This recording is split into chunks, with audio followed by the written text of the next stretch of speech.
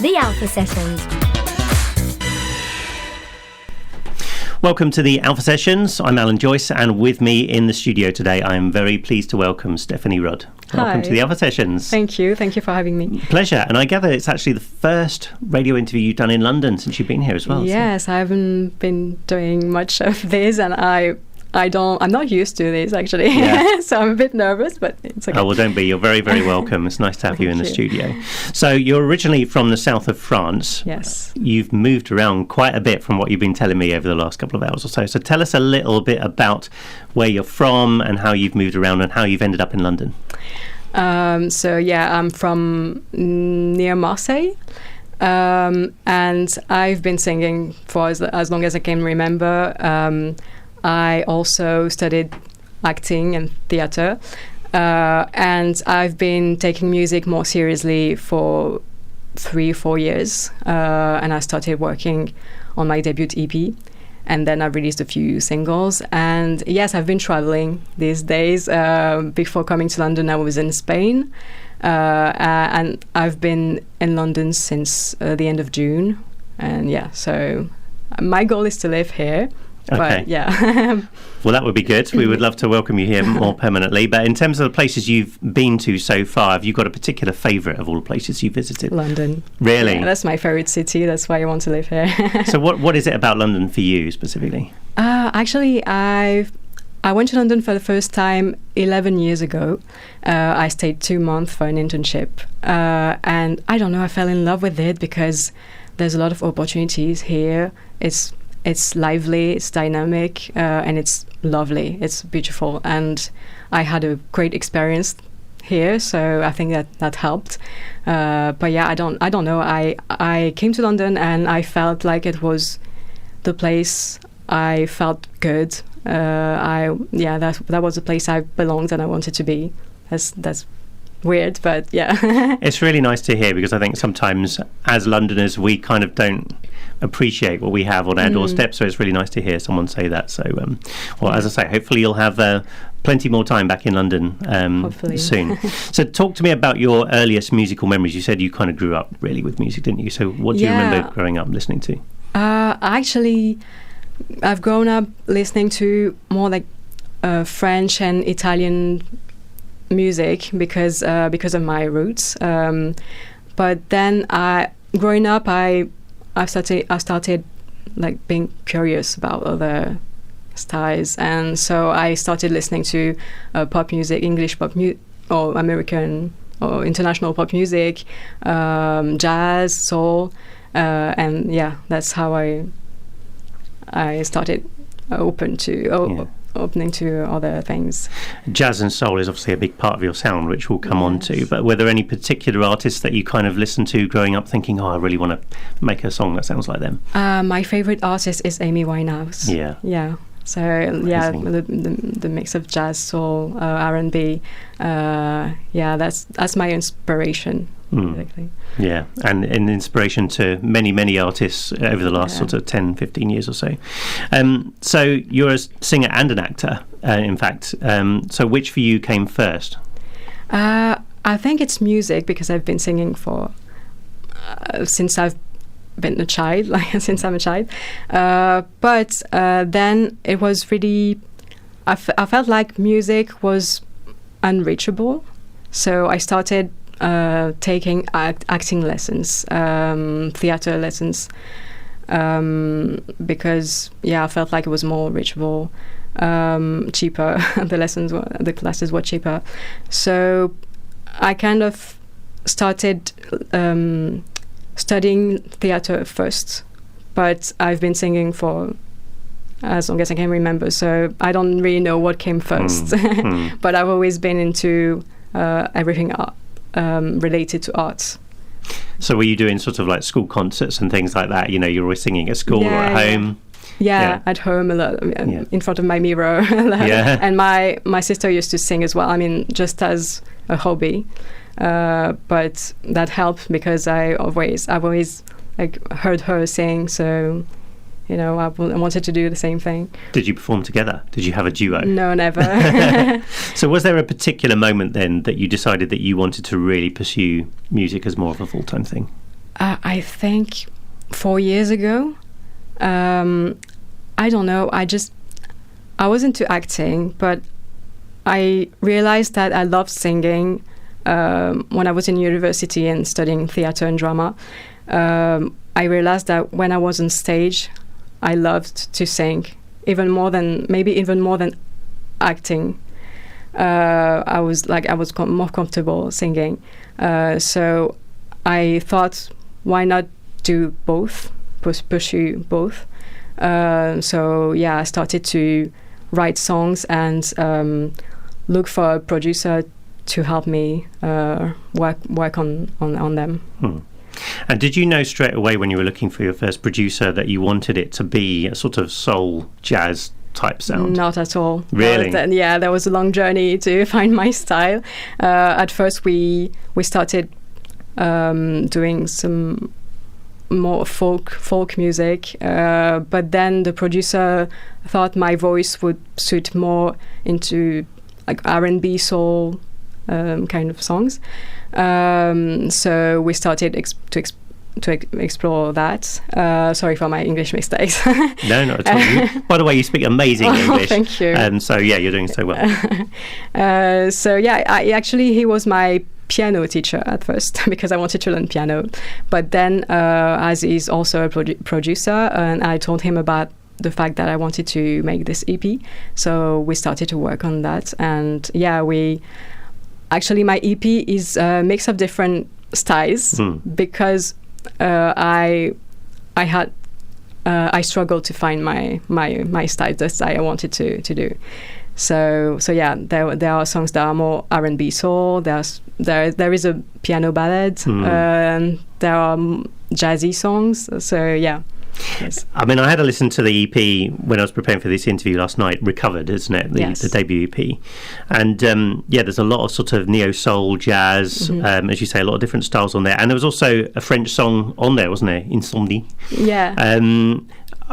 Would you consider recording more songs in French? Do you find it easier to write in French? No, actually, that's weird.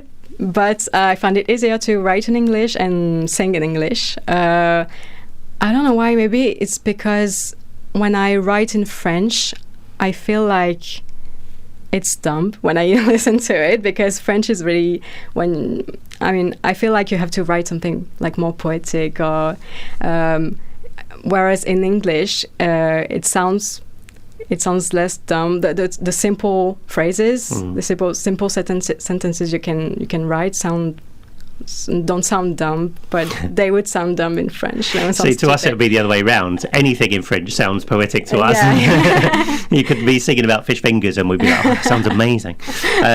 So yeah, that's really interesting though, that you find it easier to write in English. Yeah. Was that a thing straight away? You always started writing in English? Yeah, because I've always been interested in the English speaking culture and everything English, actually. Yeah. Okay. Well, we're going to come back to the EP in just a moment, but you've performed 3 special performances for us today. And the first one we're going to hear is a performance of Dancing Through the Unknown. Yeah. So can you tell us a little bit about this track? Actually, it's about not liking routine. It's about the fact that I love adventure, discovery, and yeah, it's about that feeling. And that's why I want to make music. It's because when you make music, you always do different things. Like you write different songs, you work with different people, you play at different venues, and every day is different. And yeah, I was actually for this song, the producer sent me the instrumental first, and it really inspired me, this feeling of freedom and adventure, and yeah, that's how I wrote it.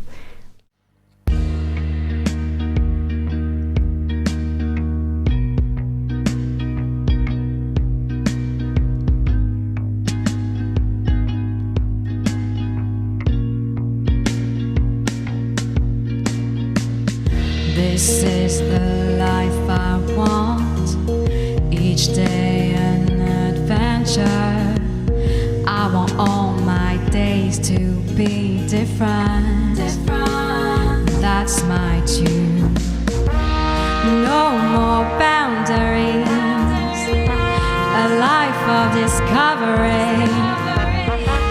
heart is free and I embrace every surprise.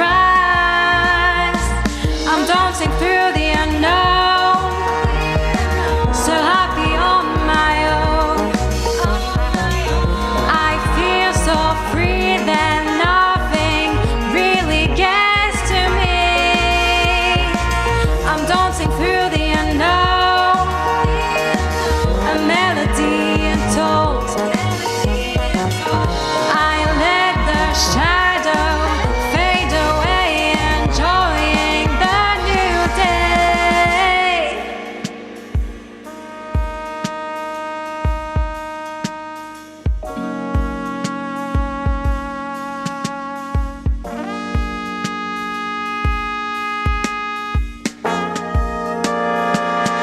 This is the life I crave, improvising my journey, living my life to the fullest.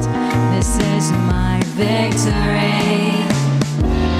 No more boundaries, a life of discovery. My heart is free and I embrace every surprise. I'm dancing through the unknown, so happy on my own. I feel so free that nothing really gets to me. I'm dancing through the unknown, a melody untold. I let the shadow fade away, enjoying the new day.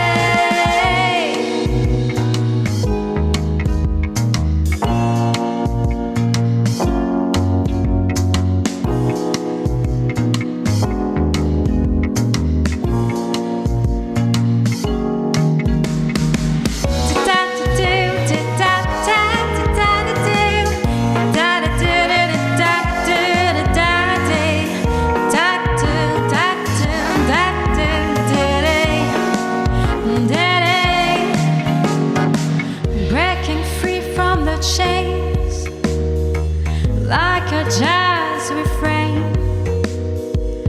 I let the shadow fade away.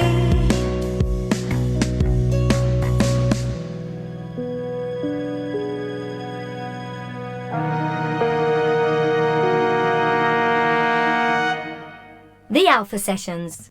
Brilliant track there. That's Dancing Through the Unknown here on the Alpha Sessions with Stephanie Rod, our very special guest today. Now, we started talking to you about the debut EP, Recovered, and as I say, I really enjoyed a lot of the tracks on there. We talked about the French song as well. Were all the tracks actually specifically written for the EP, or did it just come about as a collection of songs? Actually, most of them, I had them in stock. Like I wrote them before even thinking of making an EP. So yeah, I had 2 or 3 songs in stock, and then I added the two others later. So, yeah. And why the title Recovered? There's a story behind that, isn't there? Yes, actually, a few years ago, I went through a difficult time, and that made me kind of lose my self-esteem. So in this EP, especially Worth It and Stronger Than Ever, are about the fact that I recovered from this time, and I gained self-confidence again, my self-esteem. So writing songs was like a therapy for me, like a recovery. So that's why it's called Recovered. And what a powerful thing to come out of that time. So amazing. Well done for producing an amazing piece of work to come out of it. Let's talk more about, again, the style then, the jazz, funk, soul sound that's come out of it.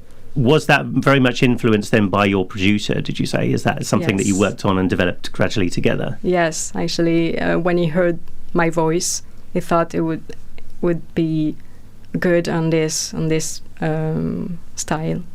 So it was really influenced by him.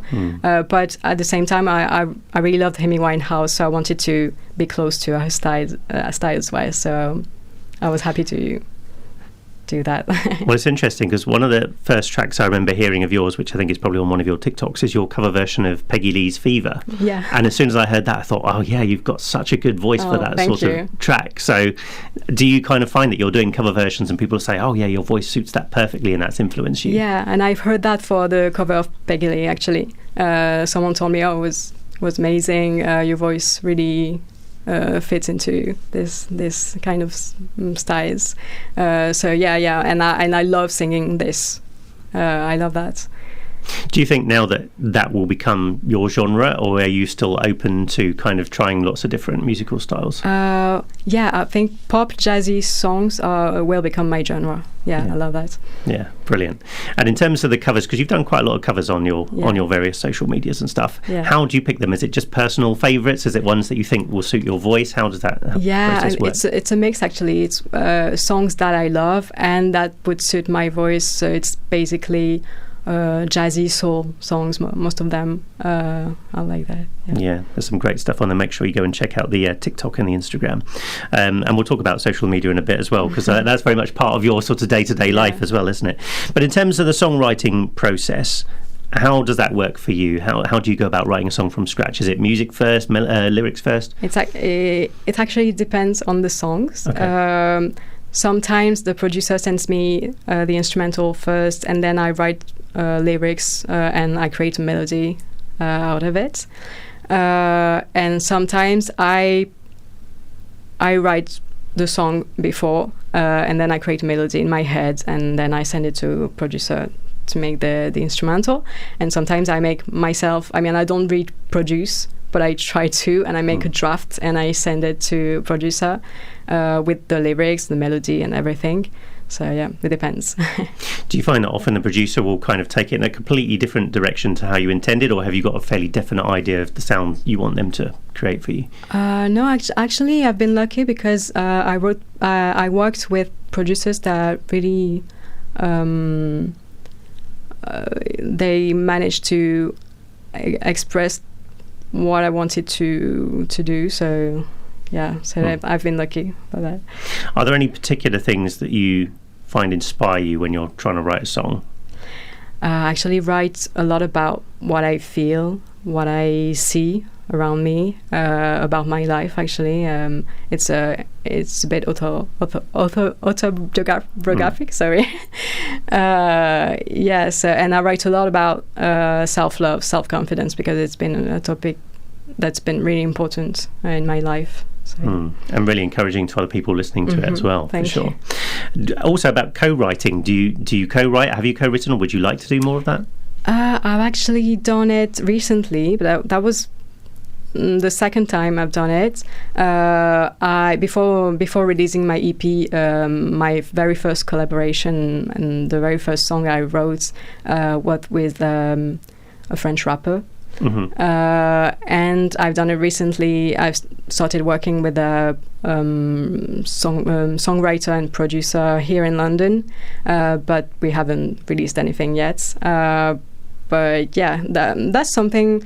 Actually, I find it easier to write on my own. Okay. But I like to co-write, but separately. But I like to write on my own at home, and then I would love. I'm happy with writing with someone, but not together. Not in the moment. Yeah. There's a lot of pressure there, isn't there? When you're kind of almost waiting for the other one to contribute. Up with something. Whereas I like to take my time and being on my own, and I like that better. What would be the dream collaboration for you? Assume that you could access anyone, dead or alive, in the music industry. Who would be the one that you would kind of think, oh, in an absolute dream world, I'd love to collaborate with that person? Well, that's not original, but I'm gonna say Amy Winehouse, of course. Yeah, of course, yeah. Yeah, but unfortunately, it's not possible anymore. What was it about Amy Winehouse for you? Can you name specifically what it was that inspired you? The style of her songs and her story behind it. I think it's very strong. My songs are more cheesier than hers, but I think it's her songs are really deep, and And her voice is amazing as well. I mean, I don't need to. I don't even need to incredible voice. Yeah, exactly. Yeah. I don't think your songs are cheesy at all, by the way. But she was outstanding, wasn't she? What's the most fulfilling part of the whole process for you? Do you like the writing? Do you like the recording? Or do you like the performing? I like all of it, but the writing is really nice because that makes me express the things I have inside, because I'm not like a chatty person. I don't really like to talk. I prefer to sing. So that helps me express what I feel. So that's very, very nice. I think a lot of songwriters find that, don't they? They're sort of therapeutic, that they can kind of get everything out in a song that they can't say. I think so, yeah. Okay, well, we're going to come back to your performing live in just a moment, but let's play the second track now that you performed for us, called Getaway. Okay. So talk to us about this track. So Getaway is actually about the power of music. It's about that feeling when you listen to music and it gets you somewhere else. It can make you travel through time. It's really like magical and powerful, and that's what I express in that song.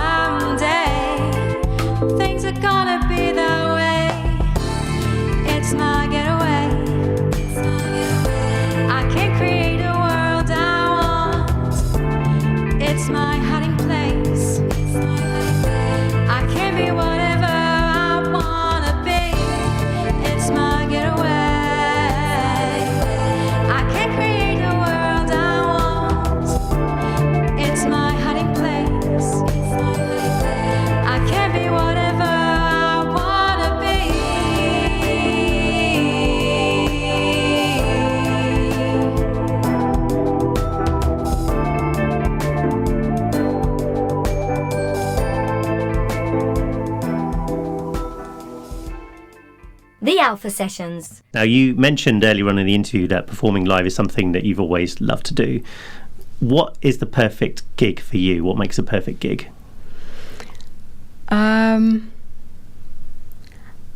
Have people to come to see me, actually, because that's the toughest part.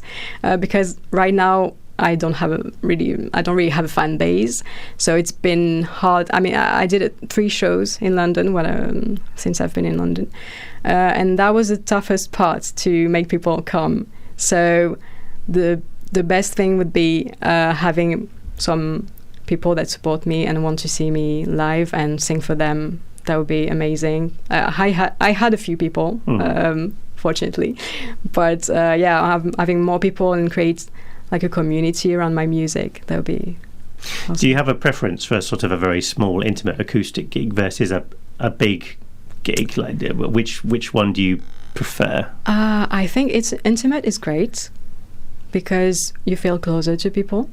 Yeah. But of course, I'd like to try and and play in a bigger venue. Yeah, that would be nice to try. Yeah. What would be the dream place to play in? Oh my God, I have no idea. Or even dream country to perform in, actually, considering you've toured around a lot. I think I'm in my dream country right now, but in the States, right? Why not? In Los Angeles. Yeah, we'll hopefully get to see you perform live. Yeah. And I've seen some of the stuff that you've uploaded onto your YouTube channel, which kind of leads me on, I guess, to the whole social media thing, because, I mean, actually you do part of this in your day job, don't you? Yeah. But what for you... Do you have a good relationship with social media in terms of your professional sort of music career? How do you find it on the whole? I have a love-hate relationship with it. I always had, even personally, not just work-related. I think social media is great, but sometimes it can be kind of unhealthy. And I struggled with that in the past. But I like it because, I mean, when you're an artist, I feel like you need to be on social media, especially an emerging artist, like, an independent artist. So I feel like I have to do it, but sometimes I don't feel like doing it. So it's kind of like that. Yeah, there's a feeling of, I suppose, when it comes to release day and things like that, I've got to push out content all the time. Is that something that you enjoy, finding content, or really that's kind of just an extra stress? I enjoy it, but sometimes it takes a lot of time. So I like to have more time creating, making music instead of doing that, because it can be stressful, actually, because sometimes I'd like to have someone who can do that for me, because I'm a social media manager, but I struggle less to do that for others than for myself. Well, I was going to say, I'm glad you mentioned it, because obviously doing that as a career, have you learned things for your professional career that have benefited you in your music side, or actually do you like to keep the two completely separate? Obviously I learned some things because I studied social media and digital marketing. So yes, it helps, but I like to, for my music and for my artist pages, I like to do that for fun as well, because otherwise it's I don't want it all to be just work. Yeah. So yeah, I try to separate them. If you could give some advice to an emerging artist just starting out who's kind of feeling overwhelmed with the pressure of having to post on social media, exactly as you've described, really, what piece of advice would you give them? I think don't force things. If you don't force yourself to do it, if you don't want to, but also scheduling is very important, because otherwise you feel overwhelmed. So having a schedule, prepare the post before, and then just schedule them. And yeah, that's the advice I would give. See, that's the bit I guess someone from the outside of the industry doesn't necessarily appreciate. There's maybe an assumption made, probably from the likes of me, before I sort of understood all of this, that, there's kind of people are coming up with this stuff daily, but actually, as you describe, a lot of the time you're recording stuff well in advance to kind of put out in stages over a period of time. That's a lot of extra work, isn't it? It's a full-time job, really. That's a lot of work. I have I'm lucky to have a job where I can schedule I can have my own schedule.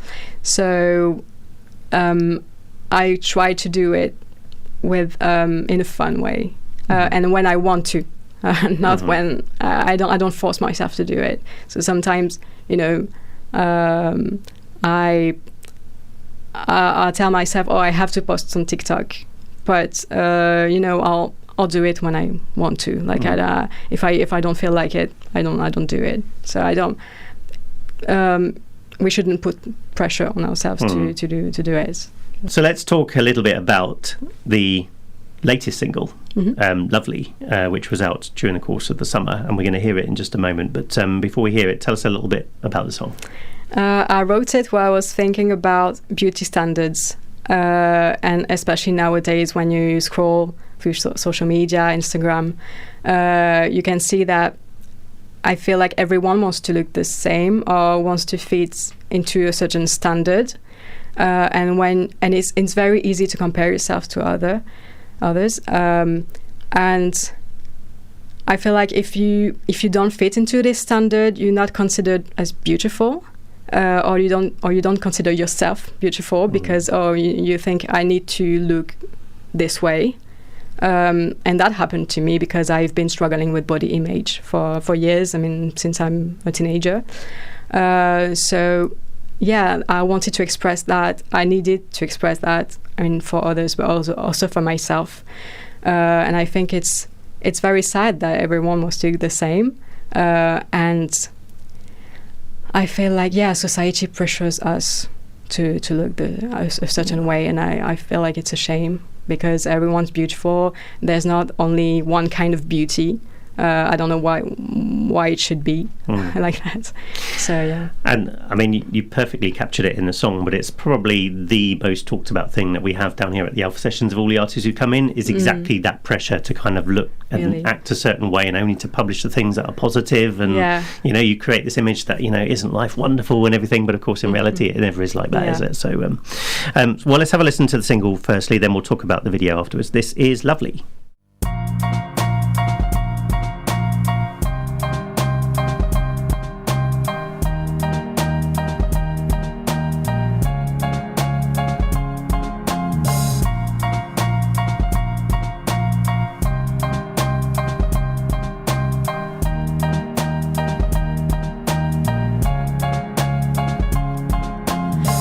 Forget about the standards. Let's set our own. Let's make our own definition of beauty. Don't care about society. Our greatest strength is our uniqueness. Let's be fearless, embracing authenticity together. Let's try to earn reality. Oh, I'm telling you, you're perfect as you are. It's your turn to shine, bright like a star. You need to stop comparing yourself up. Take your power back. Be proud of who you are. Oh, trust me, you're flawless. You don't need to try to impress. You're lovely, lovely, lovely. Believe me, you're divine. In every way you brightly shine. You're lovely, lovely, lovely.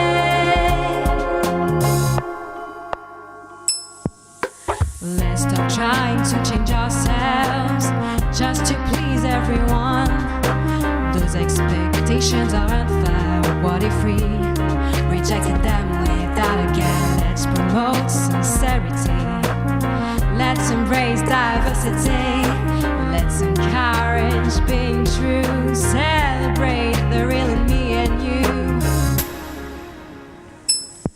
I'm telling you, you're perfect as you are. It's your turn to shine, bright like a star. You need to stop comparing yourself up.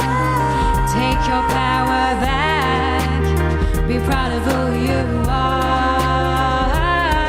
Oh, trust me, you're flawless. You don't need to try to impress. You're lovely, lovely, lovely.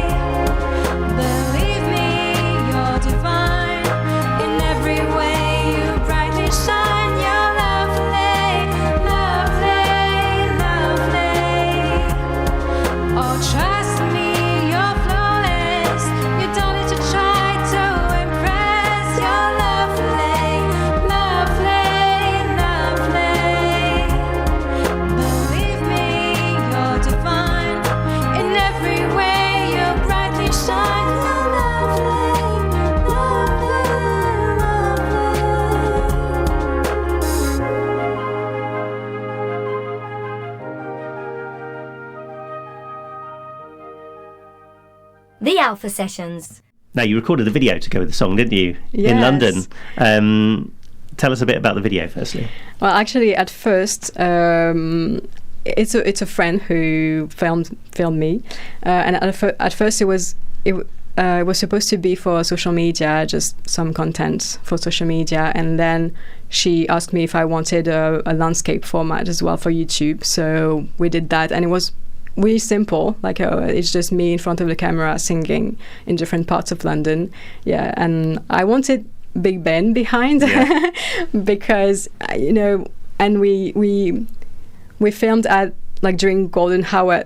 It doesn't show because it was cloudy this day, but I wanted Big Ben at golden hour. I don't know why, but I wanted something that shows London, because I'm here and that's my favorite city, and why not? I think it's brilliant. It brilliantly showcases London. I was trying to kind of spot all the different parts that you're in. Obviously, there was a lot recorded by the Thames, but some in the parks as well. Yeah. I mean, would you say that you would be keen to do more music videos? I would love to, but that's for an independent artist, that's a budget. Right now, I was lucky to have my friend who helped me with that. But yeah, of course, I would love to. But I feel like nowadays it's less. I mean, people watch less the music videos. I don't know. So I tried not to spend too much money on that. But that's nice to have a video with your song. It's always nice. Exactly, because a lot, as you say, a lot of it is about sort of social media content and clips of it that you can kind of post, which obviously you have done. Yeah. And for me, it was just very eye-catching seeing sort of Big Ben in the background of your music video. I think it was a great thing to see. Any sort of funny behind-the-scenes moments whilst you were recording the video? Obviously, the video was recorded in very crowded places, so that was funny and weird too. You got a few funny looks. I stepped out of my comfort zone to do that because a lot of people around were watching me singing and like being filmed, and that was weird, but that was nice at the same time. I had fun. Yeah. Oh, well, we look forward to some more music videos then. What would you say is the biggest challenge for you as an independent artist? I'd love to make a living out of it, and I think that's my biggest challenge because it's hard being an independent artist. And building a community around my music as well. And as London has a great music scene and there's a lot of opportunities there, but I don't really live here, so I have to leave all the time.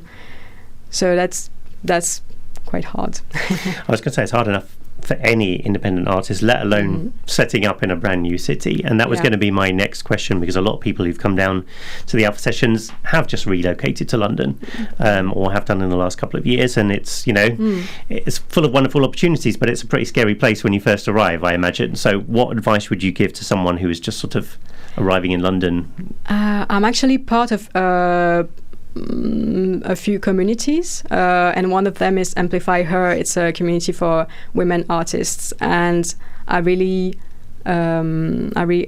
advise people to get into these communities because it really helps, because you meet people. There are a few events where you can go, and it's really helpful. You're in like WhatsApp groups and like finding a community, finding people who can help you, because you can't do that alone. Yeah, actually. It definitely seems to be the thing. We've heard a lot about Amplify Her, and shout out as well to the Camden Songwriter Circle as well, another very established group who came down here recently, and they do a lot of good work for up and coming musicians as well. What is next for you then? What's the plan for the next few months in terms of music? Well, I'm actually working on new music, but nothing official yet. So right now I'm just creating. So I don't have anything official to to say it. So it's watch this space. Yeah, exactly. Okay. And the best way to do that is, I guess, via your socials. So for anyone listening or watching this, where's the best way they can keep in contact with what you're doing? Instagram, TikTok, YouTube. I'm everywhere actually.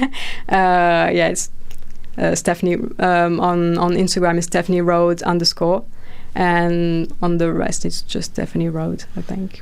And you have a newsletter update as well, is that right? Yes. Yeah. So how can people get hold of that? On my website or on my Instagram bio as well. Okay. I have a link tree where they can find all the links to my socials, the streaming platforms and everything. Well, thank you so much for coming down to the Alpha Sessions. Thank you for having me. Good luck with all the travelling in the meantime, and hopefully we'll have you back in the future. Yes, hopefully. Thank you. Thank you. The Alpha Sessions.